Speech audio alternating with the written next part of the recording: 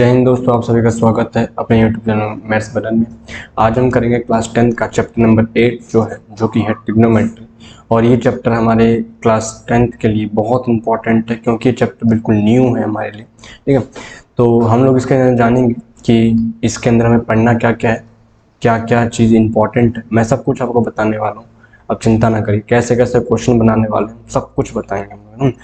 तो चलिए, और हमने इससे पहले chapter number 2 and chapter number 3 को डिस्कस कर चुके हैं, तो आपको डिस्क्रिप्शन बॉक्स में या फिर चैनल में जा करके या आई बटन पे क्लिक करके आपको कहीं से मिल जाएगा वीडियो, तो आप जहाँ पे रिवाइज कर सकते हैं। और फिर हम लोग धीरे धीरे जब हमारा सिलेबस खत्म हो जाएगा तो हम लोग फिर इसके लिए अच्छे से क्वेश्चन जो पेपर में आने लायक है वो हम क्वेश्चन बनाने की कोशिश करेंगे। अभी हम लोग चैप्टर नंबर 8 को स्टार्ट करते हैं, तो आइए स्टार्ट करते हैं।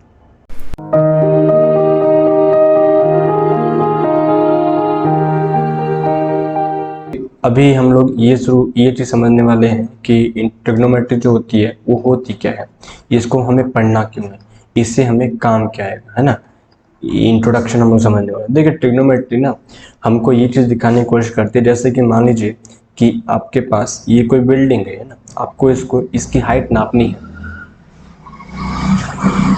लेकिन आपके पास कोई ऐसा मेजरमेंट नहीं है या मेजरिंग कोई डिवाइस नहीं है जिससे कि आप इसको बिल्डिंग नाप सकें। ठीक है, तो हम लोग क्या कर सकते हैं, हम लोग क्या करेंगे, बहुत दूर जा करके कहीं पे खड़े हो जाएंगे जो कि इस बिल्डिंग के टॉप के साथ, ठीक है, कुछ एंगल बनाता हो, कुछ ना कुछ एंगल बनाता हो। हम लोग ये तो मेज़र कर ही सकते, ये वाली वैल्यू हम मेज़र कर सकते हैं अपने पैरों से या फिर कैसे भी हम लोग ये मेज़र कर लेंगे। ठीक है, जैसे ही मेज़र कर लेंगे तो यहाँ पर हम लोग कुछ ना कुछ अपनी आँखों के साथ में कुछ ना कुछ एंगल बनाएंगे। वो हो सकता है कुछ कितने का भी हो सकता है, 90 तक में कुछ भी हो सकता है। ठीक है, तो हम लोग अब ट्रिग्नोमेट्री की मदद से विदाउट वहाँ पर हम लोग उसका मेजरिंग टेप को लेकर बिल्डिंग की हाइट को नहीं नाप सकते थे, लेकिन अब ट्रिग्नोमेट्री की मदद से हम लोग इसकी हाइट को मेजर कर सकते हैं। यही है फ़ायदा इसका। और भी देखते हैं, जैसे हमारे पास ये नदी है कोई, जैसे मान लीजिए गंगा मैया जैसी है, तो ये बहुत चौड़ी है ना, बहुत चौड़ी है। तो अब क्या इनके लिए हम क्या कर सकते हैं कि हम लोग कहीं पर जैसे किसी मान लीजिए एरोप्लेन है या कुछ है, वहाँ से मैं जब देखने की कोशिश कर रहा हूँ और यहाँ से हम लोग ये चीज़ हम लोग यहाँ से और एक कोने तक देखने की कोशिश करेंगे। तो अब जब भी हम एरोप्लेन घूमते हैं तो एरोप्लेन हमारी पता रहती है कि हमारी ऊंचाई क्या है, लैंड से ज़मीन से हमारी ऊंचाई है कितनी। ठीक है, वह कैप्टन हमें मेजरमेंट दे देता है। तो हम लोग फिर अपनी आसमान के साथ समझ लीजिए, अपनी आंखों के साथ में हम लोग कुछ ना कुछ एंगल बनाने की कोशिश करते हैं। यहाँ पर ये एंगल बनाने की कोशिश करते हैं। इस एंगल की मदद से ये मुझे पता चल गया, ये हमारे पास एंगल है, तो हम लोग ये पता कर सकते हैं कि ये हमारे पास उसकी विड्थ है कितनी। तो ऐसे बहुत से क्वेश्चन हमें बनने वाले हैं और इसके एप्लीकेशन भी पढ़ेंगे, जो कि चैप्टर नंबर 9 हमारे पास बहुत इंपॉर्टेंट चैप्टर है और बिल्कुल नया कंसेप्ट है। तो ट्रिग्नोमेट्री होती क्या है, एक ऐसा सब्जेक्ट है, ऐसा ब्रांच है मैथमेटिक्स का जिसके अंदर हम लोग रिलेशन पढ़ते हैं, relation between sides of triangle and angle. ठीक है, इन दो चीज़ों के बारे में पढ़ते हैं, तो यही हमारा ट्रिग्नोमेट्री कहलाता है। और दूसरी चीज़ इसके अंदर बहुत ज़रूरी जो चीज़ है, बहुत ज़रूरी चीज़ है, वो है कि ट्रिग्नोमेट्री को सॉल्व करने के लिए आपको सिर्फ एक ही टाइप ऑफ ट्रायंगल चाहिए और वो होता है right angle triangle. Right angle triangle से ही हम इस चीज़ को सॉल्व करेंगे। अगर राइट एंगल ट्रायंगल नहीं दे रखा है, कुछ और दे दिया, ऑब्ट्यूज एंगल ट्रायंगल या फिर एक्यूट एंगल ट्रायंगल, तो हम लोग इस क्वेश्चन को सॉल्व नहीं कर पाएंगे। ठीक है, तो अब देखिए इनके, अब हम बढ़ते हैं थोड़ा सा आगे की तरफ। ट्रिग्नोमेट्री के इंट्रोडक्शन को देख लिया हमने क्या होता क्या है, अब थोड़ा सा आगे बढ़ते हैं। आपने छोटी क्लास में एक चीज़ पढ़ी होगी जिसका नाम है पाइथागोरस थ्योरम, है ना। पाइथागोरस थ्योरम होती क्या है भाई, ये भी है ना राइट एंगल ट्रायंगल में ही लगता है, सिर्फ only and only in the right angle. देखिए, तो इसको जरा समझाने की कोशिश करता हूँ। जैसे कि ये हमारे पास कोई ट्रायंगल है, एक राइट एंगल ट्रायंगल है। ठीक है, इसका नाम दे दिया हमने ए, ये नाम है हमारा बी और ये नाम है सी। और ऑब्वियसली बात है कि 90 डिग्री बन चुका है। एंगल बी यहाँ पर हमारे पास क्या है, एंगल बी हमारे पास यहाँ 90 डिग्री बन के तैयार है। तो ऑब्वियसली बात है राइट एंगल ट्रायंगल। अब इसके अंदर 3 साइड्स होते हैं, है ना, हम लोग समझ रहे हैं, 3 साइड्स होते हैं, 3 साइड हो गए तो इनका से कुछ ना कुछ नाम भी होते हैं। तो हमें ये चीज़ जाननी चाहिए यहाँ की 90 डिग्री के सामने जो साइड है, 90 डिग्री के सामने जो साइड है ना, इसका कुछ नाम है। तो इनका क्या नाम होता है, देखिए 90 डिग्री के सामने वाले साइड्स को हम कहते हैं, इस वाले साइड्स को हम कहते हैं हाइपोटेन्यूज, हाइपोटेन्यूज कहते हैं, ठीक है। उसके बाद जो ये जो साइड होती है जो खड़ी रहती है, इसको हम कैसे कहते हैं हमेशा परपेंडिकुलर। और जो लाइन लेटी हुई है, जो साइड लेटी रहती है हमेशा, इसको हम कहते हैं बेस, ठीक है। ये चीज़ हमें क्लियर करनी चाहिए। तो हाइपोटेन्यूज को हम दिखाते हैं एच से, बेस को हम दिखाते हैं बी से, और पी परपेंडिकुलर को हम दिखाते हैं पी से। तो हमारे पास पाइथागोरस के लिए फॉर्मूला बनकर तैयार होता है। तो पाइथागोरस का फॉर्मूला बनता है P square plus B square is equal to H square. ये जो मैंने आपको थ्योरम समझाई है, ये इस हमारे में बहुत ज़्यादा इंपॉर्टेंट काम करने वाली है। कैसे काम करेगी वहाँ समझाऊंगा। और इसके बाद हमें कुछ ट्रिपलेट यूज आने चाहिए। ट्रिपलेट क्या होते हैं? ट्रिपलेट जो कि कंपलसरी है कि अगर मैं पी बी और एच में रख दूं तो वो एक राइट एंगल ट्रायंगल बनाएंगे ही बनाएंगे। उनकी जगह अगर मैं रख दूं तो राइट एंगल बनाने जरूरी है जी। तो इसके कुछ कुछ है अपने पास जो कि बार बार हमारे पास यूज हो सकते हैं, तो आपको याद होने चाहिए। जैसे कि अपने पास है 5, 12 एंड 13, ठीक है।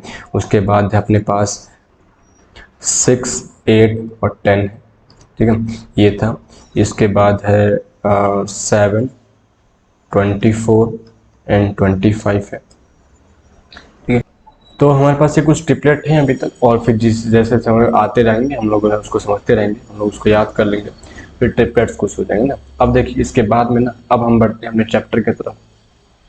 जैसे मैंने बताया कि ट्रिग्नोमेट्री हमेशा हमेशा सिर्फ ओनली एंड ओनली किस में लगने वाला है? राइट एंगल ट्रायंगल में। तो हम लोग यहाँ पे ट्रिग्नोमेट्री को समझने वाले हैं, ट्रिगो को। देखिए इसको समझने के लिए हम समझा कि एक राइट एंगल ट्रायंगल जरूरी है बनना, बहुत ज़्यादा जरूरी है। तो इसको हमने बना लेते हैं। इसका नाम लेते हैं जैसे पी, क्यू और आर। ये हमारे पास 90 डिग्री, ठीक है। अब हमने बताया कि ट्रिग्नोमेट्री ना हमेशा किसी साइड और एक एंगल के बीच में रिलेशन बनाने की कोशिश करता है। किस किस के? साइड और एंगल के बीच में।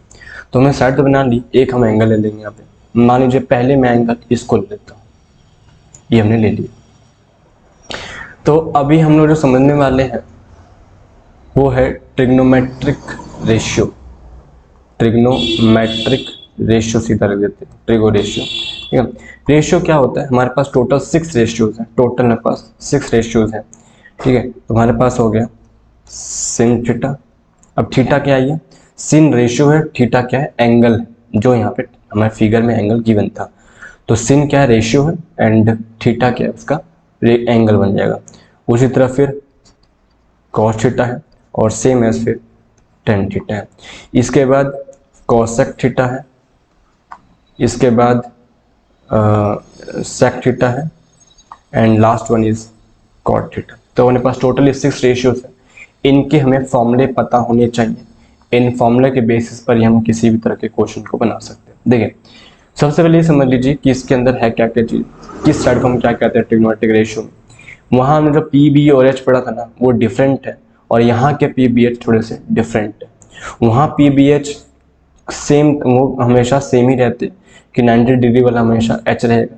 जो पी क्यू होगा इस फिगर के अंदर जो खड़ा रहता है वो हमेशा पी होता है, और जो क्यू आर है जो लेटा रहता है हमेशा बेस रहता है। तो अब देखिए लेकिन इसके अंदर क्या चीज़ है कि 90 डिग्री के सामने वाला, 90 डिग्री के सामने जो साइड होती है ना, ये हमेशा एच कहलाती है, जैसे वहाँ पर था। तो ये हो गया हाइपोटेन्यूज। एंगल के सामने, एंगल गिवन एंगल के सामने जो भी साइड आएगा, गिवन एंगल के सामने जो भी साइड आएगा ना, वो हमेशा परपेंडिकुलर ही कहलाएगा। और जो लेटा हुआ रहेगा, जो एंगल के सामने नहीं आ रहा, या फिर कह लीजिए अब जो बच चुका है लास्टली, वो रह गया है हमारे पास बी। ये चीज होता है, ठीक है। तो पी बी और एच, इसको ऐसे मत कंपेयर कर लीजिएगा बिल्कुल भी कि वो उसके समान ही वही उसके सेम टू सेम बनने वाला, वैसा बिल्कुल भी नहीं है इसमें, ठीक है। तो थोड़ा डिफरेंट रहने वाला भी और समझाऊंगा। एक और तरीका हो सकता है कि एंगल मैं यहाँ पी पर रख दूँ, तो दूसरे स्लाइड में समझाने वाला हूँ। अभी आप देखिए इसका फॉर्मूला क्या होता है। साइन थीटा का फॉर्मूला होता है पी अपॉन एच, ठीक है। कॉस थीटा का फॉर्मूला होता है B upon H, and tan theta का फॉर्मूला होता है पी अपॉन बी। हमें एक्चुअली ये तीन ही फॉर्मूले ध्यान रखने हैं। तीन फॉर्मूले के बेसिस हम इन तीनों फॉर्मूले के आंसर निकाल सकते हैं। कैसे निकाल सकते हैं? साइन थीटा का जस्ट रेसिप्रोकल होता है cos theta, cosec theta. Sine theta का जस्ट रेसिप्रोकल होता है कौन? Cosec theta. मतलब कि पी अपॉन एच है तो रेसिप्रोकल मतलब उल्टा होता है, मतलब ये एच अपॉन पी बन के तैयार होगा। इसी तरह कॉस थीटा होता है बी अपॉन एच, तो इसका रेसिप्रोकल हो जाएगा H upon B. And tan theta का रेसिप्रोकल होता है कॉट थीटा, इसका फॉर्मूला है पी अपॉन बी, मतलब हो जाएगा इसका बी अपॉन पी। ये मेरे पास टोटल 6 रेशियो को मैंने फॉर्मूले बता दिए हैं। इनको याद करने का तरीका होता है, तरीका स्कूल में भी सिखाया जाता है, बहुत सिखाते हैं लोग। तो देखिए मैं भी एक तरीका सिखाना चाहता हूँ। तो तरीका यूं है कि पंडित बद्री प्रसाद हर हर बोले और सोना चांदी तोले। ये है बस ट्रिक है ना, ये जस्ट क्या ट्रिक है। आप एक दो तीन बार इसको यूज करेंगे तो आपके दिमाग में रह जाएगा। तो ये क्या है? sin cos 10 है ये, सोना चांदी तोले जो है ये sin cos 10 है। sin का फॉर्मूला क्या हो गया? p अपॉन एच, देखिए p अपॉन एच था। cos का फॉर्मूला b अपॉन एच, ये रहा b अपॉन एच था। एंड 10 का फॉर्मूला p अपॉन b जो कि ये था। ठीक है, अब हमने पढ़ा था कि जस्ट इसका रेसिप्रोकल है, तो हम लोग रेसिप्रोकल के लिए ये साइन बनाते हैं। मतलब ये हो कि sin थीटा का रेसिप्रोकल cosec थीटा और cosec थीटा का रेसिप्रोकल है sin थीटा। मतलब ये p अपॉन एच है तो ये आपका h अपॉन p बन जाएगा। इसी तरह सेम एज cos थीटा का रेसिप्रोकल था sec theta, and tan theta का रेसिप्रोकल हो गया cot थीटा। ठीक है, ये हमारे पास 6 रेशियो मैंने समझा दिए। अब मैं समझाता हूँ कि अगर ये एंगल बदल जाए तो क्या होगा, है ना। दूसरी साइड में देखते हैं। तो फिगर में वही लेने वाला हूँ, दोबारा से फिगर को हम लोग वही लेते हैं। ठीक है, ये हो गया अपने पास P Q R, ये 90 डिग्री ऑब्वियस सी बात है। ये इस बार थीटा हम लोग यहाँ लेने वाले हैं ना। तो यहाँ पर देखिए क्या होगा, हमने पढ़ा कि 90 डिग्री सामने वाला साइड हमेशा हाइपोटेन्यूज कहलाता है, जो कि H कहलाएगा। ये हमारे पास H है। अब थीटा के सामने वाली हमने पढ़ी थी अभी, रेशियो के अंदर पढ़ा, ट्रिग्नोमेट्री के अंदर हमने पढ़ा था कि थीटा के सामने वाला साइड हमेशा परपेंडिकुलर कहलाता है। मतलब इस बार ये परपेंडिकुलर बनकर तैयार होगा। हमने लास्ट स्लाइड में देखा था थीटा के सामने ये था P, बट इस स्लाइड में देखिए थीटा के सामने QR आ चुका है, तो ये बस P और B में चेंज हो जाता है, और जो बच गया लास्टली वो हो गया हमारे पास B। ये हमारे पास ट्रिग्नोमेट्रिक रेशियो के लिए हमने ये P, B और H की वैल्यू निकाल ली। पाइथागोरस के लिए फिक्स है P, B और वहाँ बिल्कुल फिक्स है, बट यहाँ पे डिफरेंट होते रहते हैं। तो यहाँ भी देख लेते हैं sin थीटा हमने पढ़ा था। अच्छा पहले लिख लेते हैं पहला सारा का सारा, sin theta cos theta and tan theta same as cosec theta. फिर अपने पास है sec थीटा और लास्टली अपने पास cot थीटा, है ना।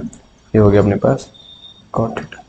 देखिए हमने पढ़ा था sin थीटा का वैल्यू पढ़ी थी P अपॉन एच, ये हो गया अपने पास P अपॉन एच, एंड ये हो गया अपने पास P अपॉन बी।